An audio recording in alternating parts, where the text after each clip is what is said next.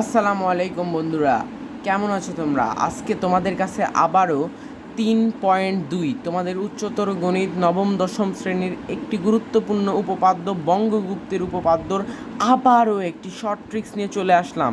এই ক্লাস দেখলে আর কোনো দিনও তোমাদের ক্লাস দেখতে হবে না।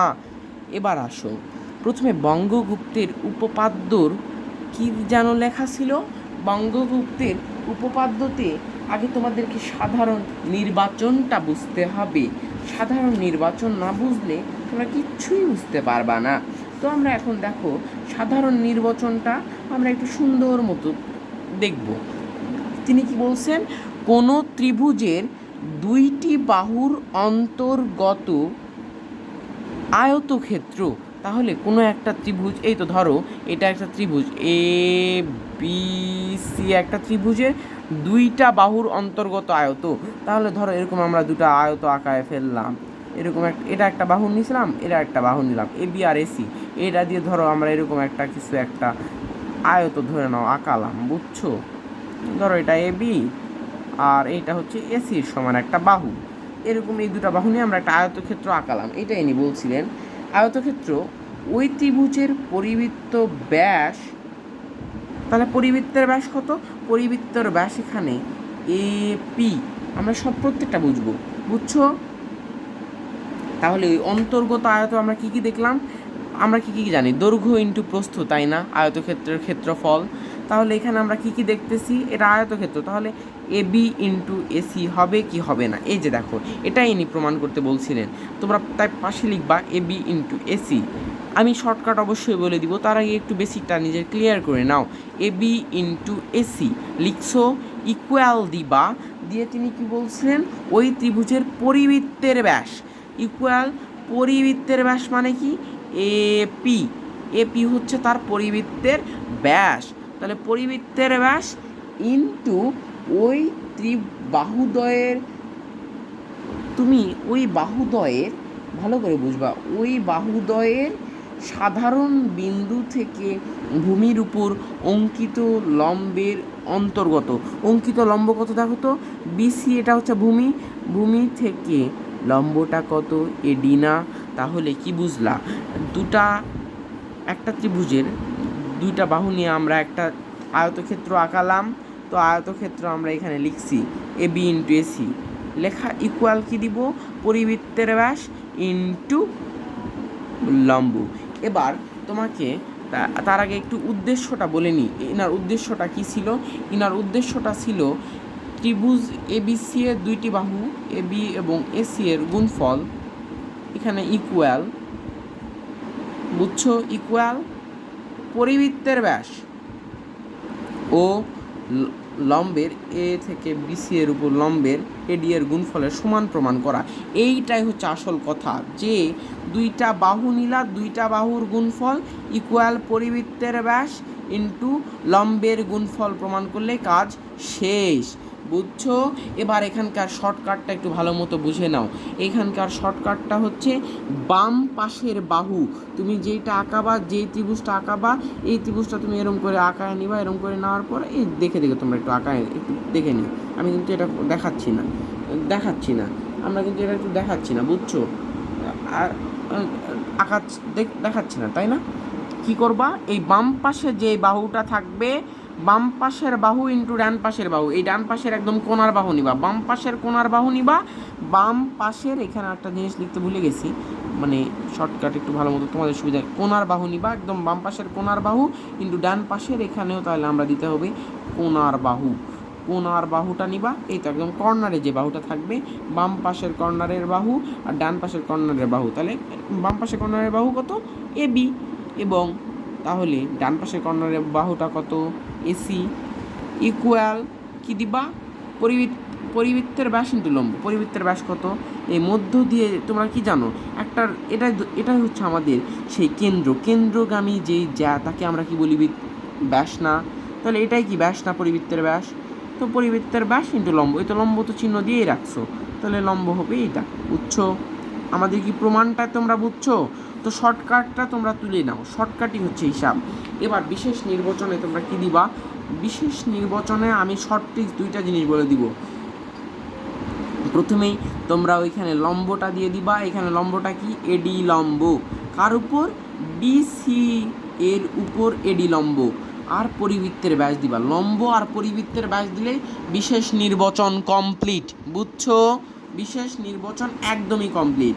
তুমি তাহলে এখানে কি কি লিখবা বিশেষ নির্বাচনে?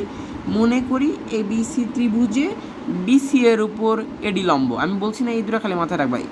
এডি লম্ব এবং এ পি হচ্ছে ওই ত্রিভুজের পরিবৃত্তের ব্যাস। শেষ কথা, একদমই ক্লিয়ার।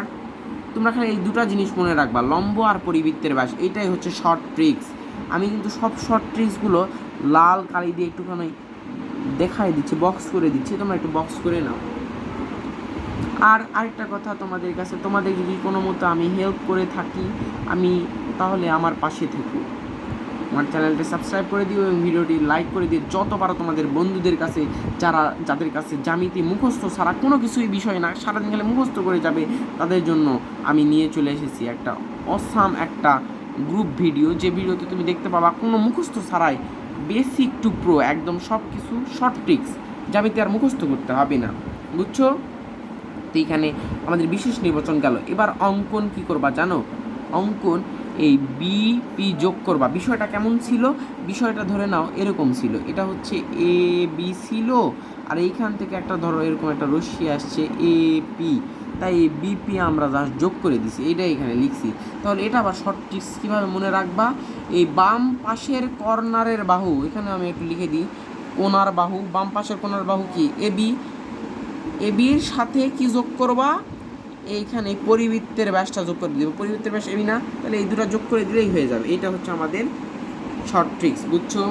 এবার আসো কি কনসেপ্ট, যেইটা হচ্ছে আসল হিসাব, এইটার উপরে পুরা প্রমাণ দাঁড়িয়ে আছে।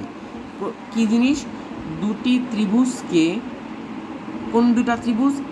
ত্রিভুজ এ বিপি। মনে রাখবে, আমি প্রত্যেকটা একটা মাস্টার শর্টকাট কি জানো?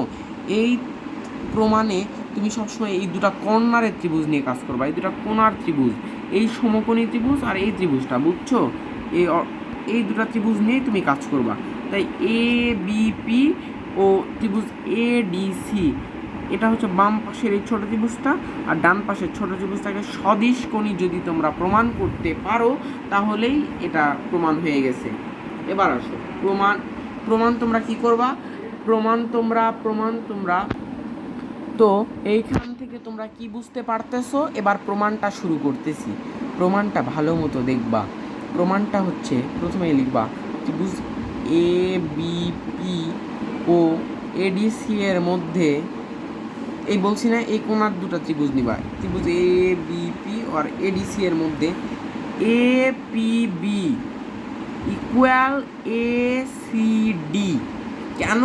বৃত্তস্থ কোণ, এই এ বি চাপের উপর দণ্ডায়মান এ পি বি কোণ, আর এসি চাপের উপর দণ্ডায়মান এ সি ডি কোণ, এই দুটা বৃত্তস্থ কোণ সমান। এখন তোমাকে শর্ট ট্রিক্স বলে দিই, এত কিছু জানার দরকার নাই, তুমি খালি মনে রাখবা এই দুটা ত্রিভুজ নিবা, এই দুটা ত্রিভুজ দেখো শর্ট ট্রিক্স, কোণার দুটি ত্রিভুজ নিবা না এবং দুটি সমান লিখে দিবা, আর থার্ড ব্র্যাকেট দিয়ে জাস্ট খালি বৃত্তস্থ কোণ লিখে দিবা, তাইলেই শেষ। এটা মাস্টার শর্টকাট, শেষ। প্রমাণের একটা টিপ শেষ। এবার আসো আমরা এবার পরবর্তী জিনিসটাতে দেখি। পরবর্তী এখানে হচ্ছে ত্রিভুজ এ বিপি ইকুয়াল 90 ডিগ্রি বা অর্ধবৃত্তস্থ কোণ। দেখো তো তোমরা এই বিষয়টা আরেকটু ক্লিয়ার হয়ে যাবা। আমরা একটু পেজে যাই। দেখো, আমরা যদি কোনো বৃত্তের উপর, এই তো এখানে বুঝতে পারবা, কোনো বৃত্তের উপর যখন ব্যাস টানি তখন এইটা সমান সমান এইটা আমরা বলতে পারি না, কারণ এটাই তো একদম অর্ধেক, তাই না? তাহলে এইটা মনে রাখবা অর্ধবৃত্তস্থ কোণ না? এই এ বিপি একটা অর্ধবৃত্তস্থ কোণ না একদম। আর এডিসি, এই যে দেখো এডিসি, এটা তো তুমি জানো এটা সমকোণী ত্রিভুজ, তো সমকোণী ত্রিভুজ তো 90 ডিগ্রি, এটা তো বুঝতেই পারতেছো। আর এইটা হচ্ছে অর্ধবৃত্তস্থ কোণ সব সময় 90 ডিগ্রি হয়ে থাকে। একদম ক্লিয়ার হয়েছে? তাই কি এবার এটা শর্টকাট নাও। এবার কোণার দুটা ত্রিভুজ নিবা আবারও। এবার এ বিপি ইকুয়াল, এটা খালি লিখে দিবা একটু অর্ধবৃত্তস্থ কোণ। এই শর্টকাটটা, অর্ধবৃত্তস্থ কোণ সবসময় 90 ডিগ্রি হয়, আর এক সমকোণ তো সবসময় 90 ডিগ্রি হয়েই থাকে।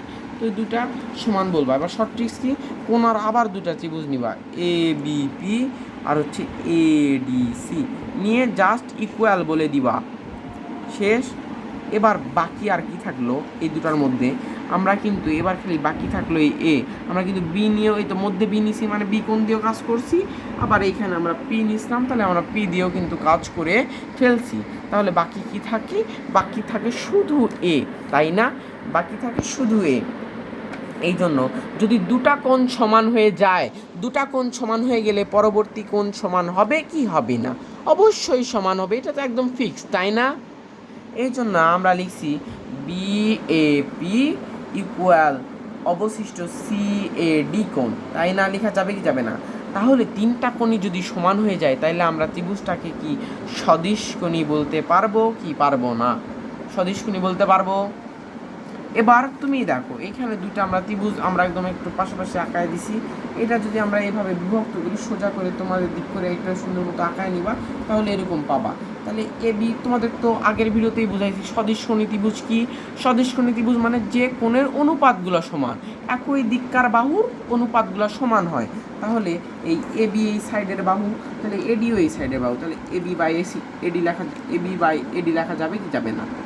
ইকুয়াল এইখানে তুমি কি লিখবা, এই এপি বাই এসি, সরি কি, হ্যাঁ এপি বাই এসি লিখতে পারবা কি পারবা না? তারপর প্রমাণ জাস্ট তুমি এখানে লিখে দিবা যে হচ্ছে আর এবার কোনাকুনি গুণ করছো, কোনাকুনি গুণ করে A B into AC equal AP into AD, শেষ। এবার তোমাদের জন্য প্রমাণ একটু সম্পূর্ণ খুব ভালো মতো একটু দেখে নাও, একটু প্রমাণ করলে যথেষ্ট। আমি আরেকবার একটু খুব ভালো মতো 1 সেকেন্ডে বলে দিই। এটা হচ্ছে এ বিপি আর এডিসি দুইটা কোণার ত্রিভুজ নিবা, কোণার ত্রিভুজে বৃত্তস্থ কোণ, বৃত্তস্থ কোণ প্রমাণ করবা। নাম্বার 1, এখানে তোমাদের একটু আরেকটু শর্টটা একটু ভালো মতো বোঝাই দিই। প্রথমে তুমি বৃত্তস্থ কোণ প্রমাণ করবা, বৃত্তস্থ কোণ সবগুলা কিন্তু কোণার দুটা ত্রিভুজ, কোণার দুটি ত্রিভুজ, কোণার দুটি ত্রিভুজ, বুঝছো?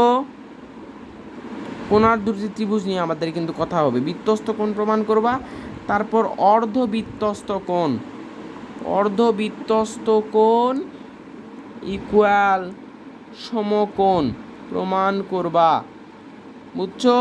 তারপর কি প্রমাণ করবা, তারপর শেষ, তারপর অবশিষ্ট দুটা কোণ সমান দেখাবা। এটা তো তুমি তো জানোই, সবাই এটা জানে, অবশিষ্ট কোণ তো সমান হবেই। তারপর নাম্বার শেষ, সদিশকোণী প্রমাণ করবা, তাহলে এটা প্রুভড হয়ে যাবে। তোমরা একটু দেখে নাও, প্রমাণটা দেখে নাও।